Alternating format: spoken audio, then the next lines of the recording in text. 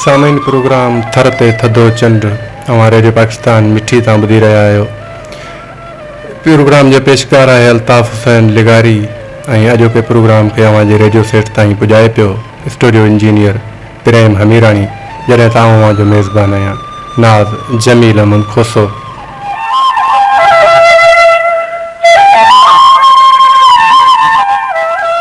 दोस्ती कहिड़ो रिश्तो आहे जेको असां पाण मुरादो जोड़ींदा आहियूं। दोस्त ॾुखनि ऐं सुखनि जा साथी हूंदा आहिनि। सामीन, दोस्तनि सां असां पंहिंजे अंदर जा हाल ॿोरींदा आहियूं त दोस्त असां सां पंहिंजे दिलनि जूं ॻाल्हियूं बि शेयर कंदा आहिनि। दोस्ती जी मज़बूत दीवार एतबार ऐं एतमाद जे बुनियाद ते बीठल हूंदी आहे। दोस्ती में शक जी जाइ नाहे हूंदी। जेकॾहिं दोस्ती जी उन दीवार में शक जो थोरो बि ॾार पइजी वियो त उहा दोस्ती जी दीवार पट थी वेंदी। सो कोशिशि करे असां पंहिंजे दोस्तनि ते पंहिंजो एतमाद बहाल रखूं त जीअं असांजी उहा दोस्ती ऐं दोस्तनि जे विच में उहा मुहबत बरक़रार रही सघे। असां सां कचहरियूं कया दोस्ता हलिया वेंदासीं ओचितो ओचितो। असां सां कचहरियूं कया दोस्ता, असां सां कचहरियूं कया दोस्ता हलिया वेंदासीं ओचितो ओचितो। असां सां कचहरियूं कया दोस्ता हलिया वेंदासीं ओचितो ओचितो। असां सां कचहरियूं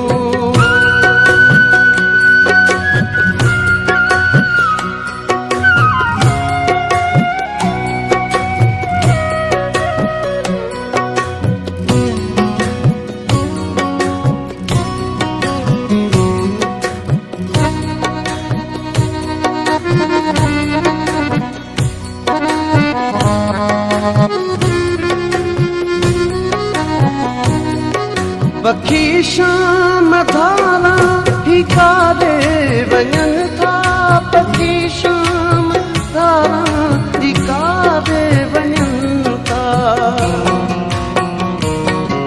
पखी शाम धारा ही कारे वञनि था, पखी शाम धारा ही कारे वञनि था।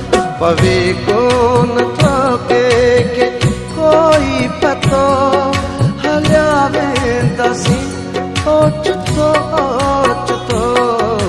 असां सां कचहरियूं कया दोस्ता हलिया वेंदासीं ओचितो ओचितो। असां सां कचहरियूं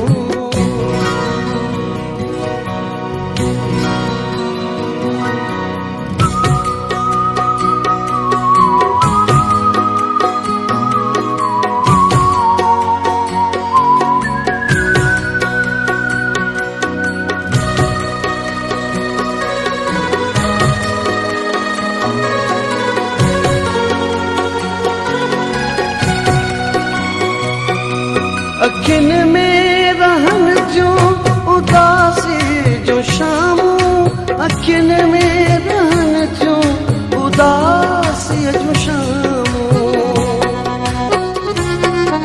अखियुनि में रहन जो उदासी जो शामूं, अखियुनि में रहन जो उदासी जो शामूं।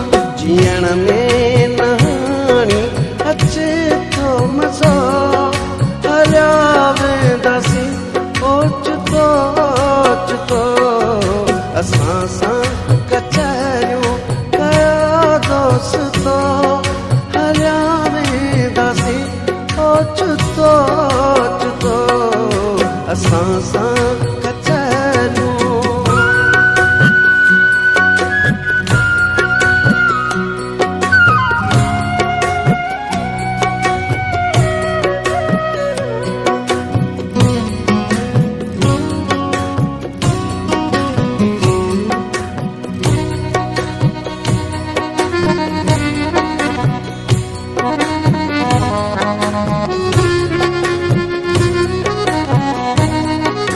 भला को पिरी अखां कीअं जुदा थिए भला को पिरी अखां कीअं जुदा थिए भला को पिरी अखां कीअं जुदा थिए भला को पिरी अखां कीअं जुदा थिए ॾुखियो केॾो उस्ताद अमर हलो हलिया वेंदासीं ओचितो